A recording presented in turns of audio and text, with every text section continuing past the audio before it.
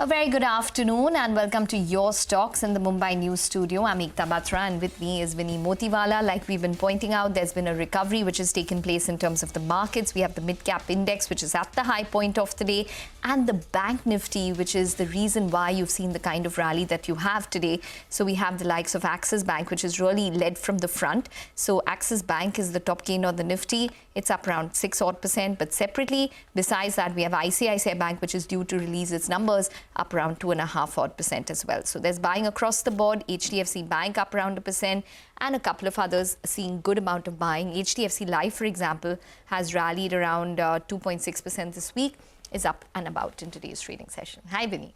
Hi, Ekta. Good afternoon. Yes, surely turning out to be a good afternoon today. At least by the end of the week, we're seeing some green on the screen.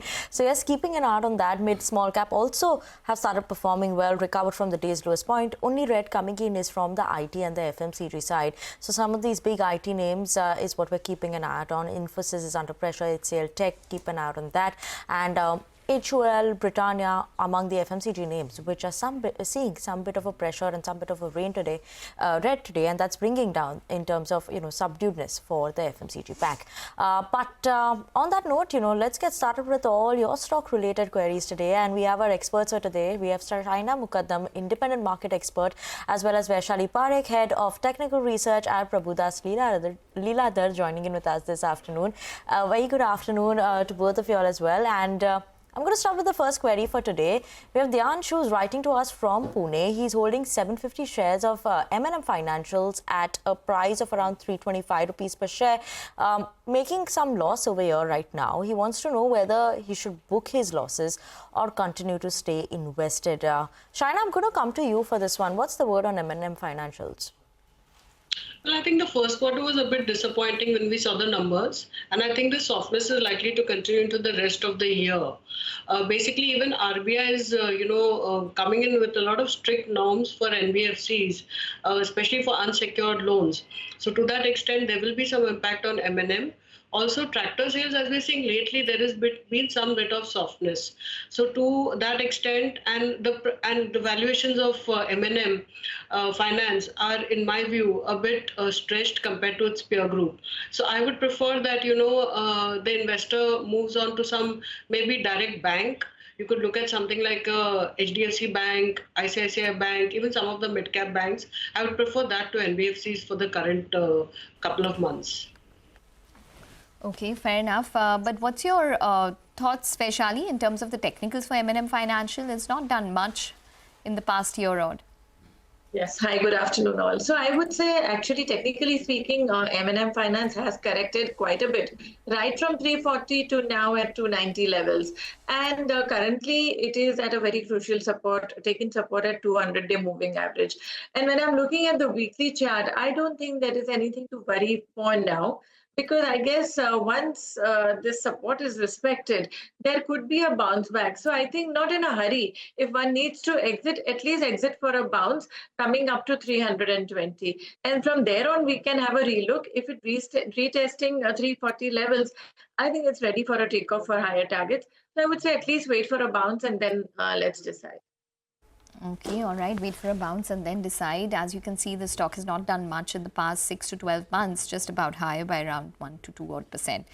But we do have Mohit, who now writes to us from New Delhi. He holds 30 shares of ITC, which he's bought at around 260 odd. So he's sitting on a good profit on that one. He's asking if he can buy more shares. Shahina, what would your opinion be on the fundamentals? Do you think, numbers are around the corner? So what would you suggest from that perspective?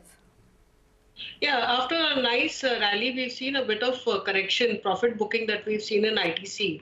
The numbers I expect to be quite okay. Even first quarter numbers were okay. 6% growth in volumes, 6% growth overall with in cigarette business, with 50% coming from volumes, 50% from average realizations.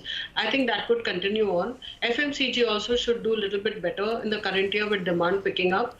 The best, I think, part of the next quarter, I would see, is the hotel demerger. It is likely to take place. So an investor, in my view, can add at current levels and hold for maybe, price target of 550, or at least hold till the demerger happens. Okay, that's the view on ITC from China. But Vaishali, what's your view on the technicals? I remember that at one point of time, we used to see ITC locked in that range of 200 to 300. Then it moved past that very quickly when it started going up. And now again, in the last 1 year, that 400 to 500 range is where it's managing to hold on to. Nothing above that. What are the technical indicating in terms for ITC? I agree. This is not a trader's favorite stock, but to those who are ready to hold for long term, it is a very good stock. And currently, it has again come close to the previous support of 460 levels. Today's low was also 470. So I would say this makes a very good buying opportunity because long-term trend also, if we see, is very much intact. And this dip, I would say it's a good support that one can consider buying more. Dip is something that someone can consider buying more at. But let's move on to the next query. We have Rupa Ganguly who's writing to us from Mumbai. She holds 20 shares of Ola Electric at a price of around 80 rupees per share. Wants to know the future prospect for her investments, considering the recent complaints that have been coming in against the two-wheeler Ola Electric issues have been going, as well as we've seen the stock also underperform, post its listing that we're seeing. Shahina, what's the word on Ola Electric? What should the viewer be doing now? Well, yeah, a lot of negative sentiment has sort of, hit the stock, and we've seen a lot of correction happen post the listing. I wish, Ola Electric had sort of focused on customer satisfaction and, put in place its customer centers, service centers before this whole thing sort of unwound. The negative news has, sort of hit the market. At the same time, I think they have announced that they have got plans of setting up over 1,000 centers, service centers across India. And they are going to use the money that they raised from the IPO for both research and development, the new batteries. I think there's a lot of competition that will be there and also come in future. But at the same time, given that its market share in the electric scooter business is, major market share, it's got more than 35% or around 35%, I would say that a long-term investor can remain invested for the longer term. Okay, all right. Well, Vaishali, not much in terms of the technicals that you can share with us on Ola Electric. But from the auto space, what would you recommend, considering that we've seen a correction in the likes of Bajaj Auto, which was quite steep this week? So I would say still, I would focus on Tata Motors, which is technically very well corrected and a very good support level. I would also look at Mahindra and Mahindra for now. So let's see, I think too early. Today is the first day that we are witnessing a bounce. So, but currently in today's market scenario, these two stocks look quite favorable. Okay, all right. Well, now we have Pankaj, who writes to us from Chandigarh. He holds 40 shares of HDFC Life, which he's bought at around 500 odd rupees. He wants to know if he should remain invested or not in HDFC Life. So currently he's sitting on a good profit when it comes to that particular stock. Well, in terms of Shahina, in terms of the numbers, it was a robust set of numbers. The net profit was up around 15% on a year-on-year basis. What's your recommendation for HDFC Life? Is it a stock that one would hold on to? Well, if you saw, yeah, I agree with that. At the same time, you saw margins were lower than what the overall market expected. There was a 200 basis point lower margins that came and lower than what was expected. And what I believe is that while the growth remains robust, the management commentary remains robust going forward. In terms of pure valuation, if I compare it with its peer group, let's say like SBI Life, it is much more expensive. So and especially the insurance sector in the shorter term, I would say over the next 2-3 quarters, is going to see some bit of softness because we've had certain policies that have come in place for surrender value as well as taxation. Some impact is going to be there on growth overall compared to the previous years. So what I would believe is that, if you want to be in the segment in insurance as of now, then I would say SBI Life looks more attractive because of the pure valuation.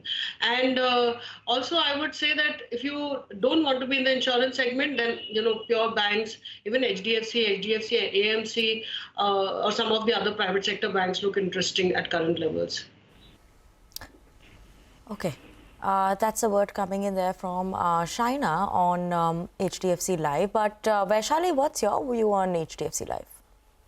Well, I would have a bit of a different view because, technically, in spite of all the choppiness, this stock is holding very strong. So that implies some inherent strength that this is holding on very well. So, chartically speaking, right now, I feel the trend is very much intact. I was also looking at the weekly chart. We still have upside projections of say around 900, 850 to 900 from here on.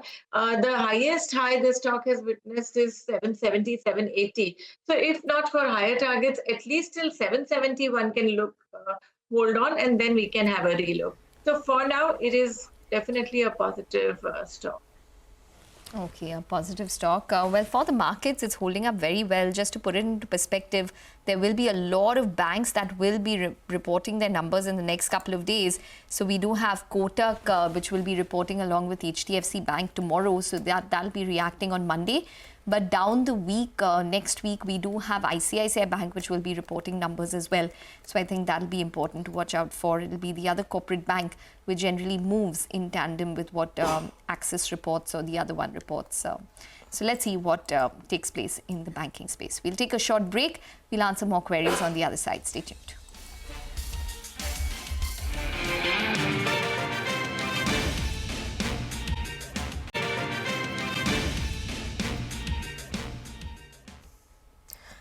Welcome back to Your Stocks on CNBC-TV18. We still have with us our experts for today, Vaishali Parekh as well as Shahina Mukadam, who will continue solving all your stock-related queries. Let's move on to the next query that we have today, and that is from K. Sachin, who's writing to us from Hyderabad. He holds 2,500 shares of Yes Bank at an average price of 43.9 rupees per share. He wants to know whether he should continue to hold this or book his losses. Currently, Yes Bank is trading at around 21 rupees per share. And if he has to book his losses, where should he invest the amount in? Shahina, what's your view on Yes Bank? I would say he can average at current levels. Reasoning being that the valuations are pretty attractive. In terms of price to book, it's about 1.6.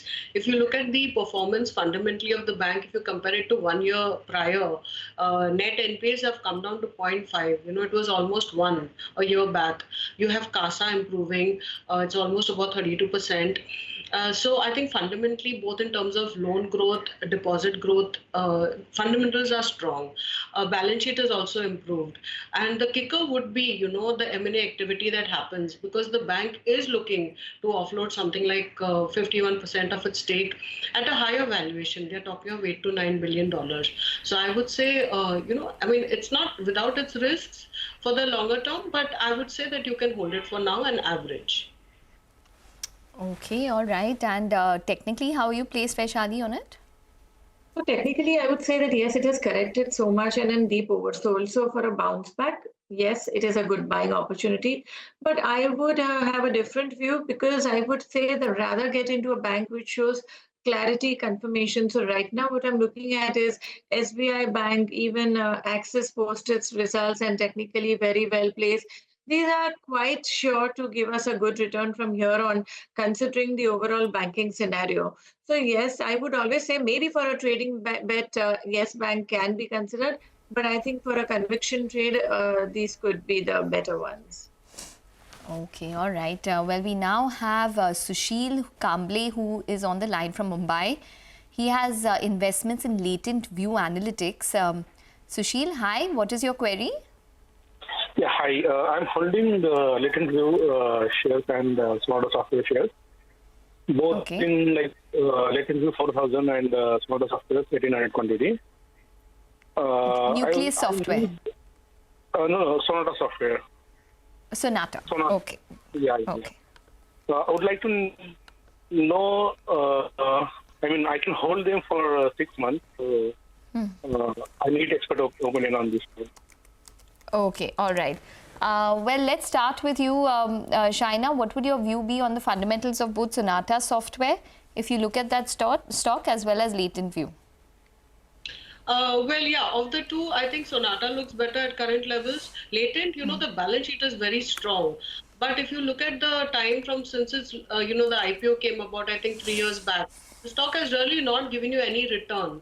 And in my view, while the balance sheet is strong because of the funds they raised, even if you look at the remaining couple of like quarters or maybe a year, shorter term, the valuations are so expensive that I believe that further time correction is likely to, take place, and the stock may continue consolidating at current levels for some more time.